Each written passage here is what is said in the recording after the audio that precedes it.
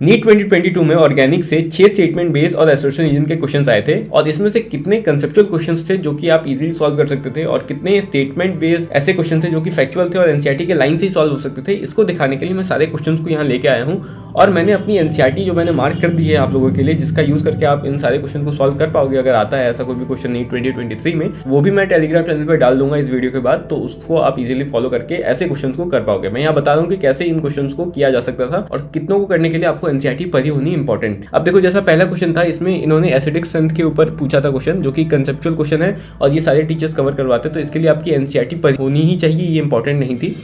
पहला क्वेश्चन में इन्होंने बोला था कि जो नाइट्रोफिनॉल है उसकी एसिडिक स्ट्रेंथ फिनॉल से ज़्यादा होती है क्योंकि उसके पास इलेक्ट्रॉन विड्रॉइंग ग्रुप होता है, तो ये एकदम सही स्टेटमेंट है, ये सारे टीचर्स बताते हैं।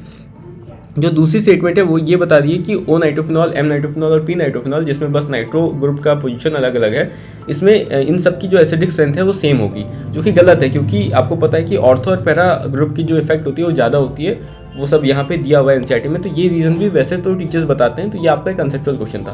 बाकी एनसीईआरटी में भी ये चीज़ मैंने मार्क कर दिया, अगर आपको आगे के लिए पढ़ना हो तो आप इजीली यहाँ से कर सकते हो। सेकंड क्वेश्चन पे जाओगे तो ये भी मोस्टली टीचर्स कवर करवाते हैं, ये आपके जीओसी चैप्टर के जो प्यूरिफिकेशन ऑफ ऑर्गेनिक कंपाउंड वाला पार्ट है वहाँ से क्वेश्चन पूछा गया है। तो सबसे पहले मैं बताता हूँ कि आपको जीओसी वाले चैप्टर में से प्यूरिफिकेशन वाला जो पार्ट है एनसीईआरटी से उसको तो कर ही लेना है कवर, क्योंकि वहाँ से क्वेश्चन आते हैं और उसमें ड्यूमास मेथड और जेल्लाल्स मेथड में जो कैलकुलेशन वाला पार्ट है उसको भी कर लेना, क्योंकि 2-3 साल से क्वेश्चन नहीं आए हैं शायद और चांसेस है कि इस बार क्वेश्चन आ जाए, ठीक है, तो ये करके जाना बिल्कुल। ये मैंने मार्क नहीं किया हुआ, ये खुद से कर लेना आप, ये ऑर्गेनिक कंपाउंड वाला, ये बाकी वैसे ही टीचर्स कवर करवाते हैं, ठीक है। तो उसी पे ये बेस ये क्वेश्चन पूछा गया था, यहाँ से मैंने मार्क कर दिया है, इसको देख सकते हो, ठीक है। बाकी इसमें अच्छा एक एसोसिएशन रीजन भी बन सकता है, तो इसको पढ़ लेना एक बार, ठीक है। उसके बाद जो तीसरा क्वेश्चन था वो एकदम बेसिक क्वेश्चन था। अगर आपने एनसीईआरटी नहीं भी पढ़ी है तो बेसिक जो हेलो एल्केन चैप्टर्स पढ़ाते हैं टीचर्स, तो उसमें ये सारी लाइंस कवर करवा देते हैं, वहाँ से आपको बस इसमें से करेक्ट स्टेटमेंट पहचानना था, ठीक है। तो यहाँ पे बाकी कहाँ से आया है वो मैंने मार्क किया हुआ है, अपनी एनसीईआरटी जब मेरी देखोगे तो वहाँ पे सारे ये स्टेटमेंट्स मार्क्ड है, तो अगर आपको टीचर से नहीं करवाए तो आप वहाँ से कवर कर सकते हो। उसके बाद ये जो चौथा क्वेश्चन था ये आपका factual NCERT theory based question था, तो इसको करने के लिए आपकी एनसीईआरटी की थ्योरी कवर होनी इंपॉर्टेंट है, तो ऐसे क्वेश्चंस बहुत कम ही आते हैं, ठीक है। तो ये मैंने एक पहला एग्जांपल आपको यहाँ दिखा दिया, ये डायजोनियम सॉल्ट वाले पार्ट से आया था, यहाँ पे दिया हुआ था।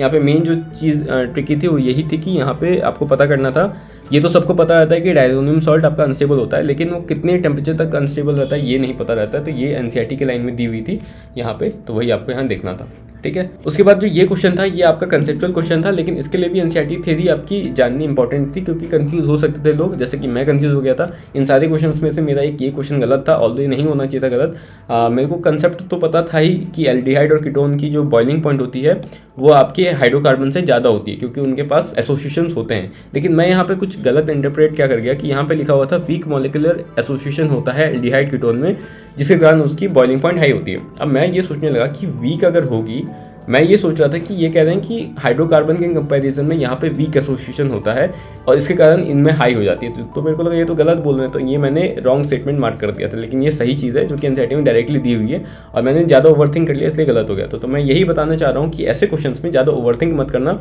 एग्जामिनर के पॉइंट ऑफ व्यू से देखना कि वो आपसे क्या पता करना चाह रहे हैं। वो बस ये जानना चाह रहे थे आपसे कि आपको पता है कि नहीं एल्डिहाइड कीटोन में जो बॉइलिंग पॉइंट है वो हाइड्रोकार्बन से ज़्यादा होती है और इसका रीज़न क्या है, ठीक है। सिमिलर ये जो नीचे वाला स्टेटमेंट है ये तो आसान है कि अल्कोहल की जो बॉइलिंग पॉइंट होती है वो तो एल्डिहाइड कीटोन से ज़्यादा ही होती है, क्योंकि उसमें हाइड्रोजन बॉन्डिंग कम होती है, किसमें, एल्डिहाइड कीटोन में। तो वो इसी के बेसिस पे इस क्वेश्चन को सॉल्व किया जा सकता था, वैसे गलत नहीं होना था, लेकिन ओवरथिंक के चक्कर में गलत हुआ है, तो इसको ध्यान रखना, ऐसे क्वेश्चन में ज़्यादा सोचना मत। तो ये भी मैंने मार्क किया हुआ एनसीईआरटी में, ये सारी चीज़ें जहाँ से क्वेश्चन ऐसे पूछे जा सकते हैं। तो उसके बाद ये जो क्वेश्चन था ये भी आपका कंसेप्चुअल क्वेश्चन था, ये इजीली सारे टीचर्स कवर करवाते हैं, तो वहाँ से आपका हो जाता है। लुकास टेस्ट कब प्राइमरी कौन देता है कौन नहीं देता है सब ये कवर है, उसी के ऊपर ये क्वेश्चन आपका पूछा गया था, ठीक है। उसके बाद तो ये सारी चीज़ें मैंने यहाँ पे एनसीईआरटी में मार्क कर दी है जहाँ से भी ऐसे क्वेश्चन आ सकते हैं। तो कंक्लूजन यही है कि जो मोस्ट ऑफ द थ्योरी के क्वेश्चन आते हैं आपके नीट में वो आपके कंसेप्चुअल होते हैं और बेसिक नॉलेज आपका टेस्ट करते हैं। एक ही 2 क्वेश्चन होगा जो एनसीईआरटी के लाइन से आएगा और आपके फैक्चुअल नॉलेज, मतलब कि आपने कितने अच्छे से एनसीईआरटी पढ़ी ये टेस्ट कर रहा होगा, तो उसकी दिक्कत मत लो। किसी ने अगर अभी तक कवर नहीं किया तो इस डर में मत रहो कि मैं कैसे करूँगा ऐसे क्वेश्चन को कवर।